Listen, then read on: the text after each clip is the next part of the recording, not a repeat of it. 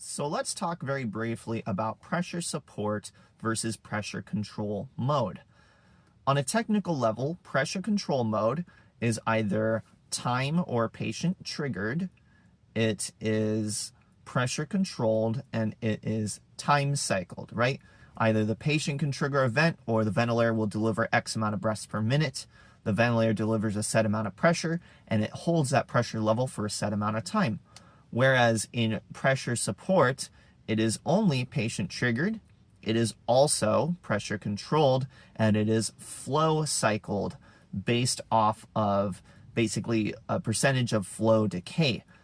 And the big takeaway here is that the way the pressure is delivered is the same between the two modes. In both modes, the ventilator is going to create a pressure gradient between the ventilator and the patient, and the amount of volume that flows into the lungs is going to depend on that pressure gradient, if there's any sort of inspiratory effort, and how long that breath goes on, essentially.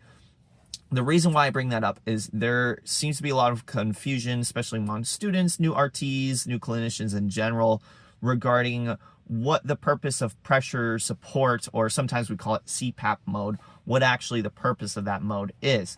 And there's some idea among people who maybe don't fully understand that putting somebody on pressure support mode is always for weaning, and that we are, as soon as you switch modes, even if you keep the settings the same, we're magically weaning the patient. Now, here's the thing. If you have a patient who is triggering breaths on pressure control mode, and you switch them to the pressure support mode, and you keep the pressure setting the same, right? If they're on PC rated 12 over 5, 40% with a 1.2 I time, and you switch them to pressure support, 12 over 5, 40%, they're going to have almost the same tidal volume, right? You are not magically weaning somebody just because you put them on pressure support. So if you're doing an SPT, the whole idea why we do a lower amount of pressure support, like 5 over 5, 8 over 5, something like that, is that amount of inspiratory pressure is typically not enough to generate an adequate tidal volume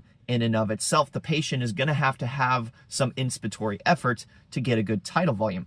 But if you set your pressure support level high enough, then your patient can breathe passively on pressure support. Obviously, they still have to trigger the breaths, but they can essentially ride the vent with a passive flow waveform, just like in pressure control. So whenever you're putting somebody on pressure control, think, what is the purpose of this? Am I doing this for patient comfort, or am I actually trying to do an SPT or something like that?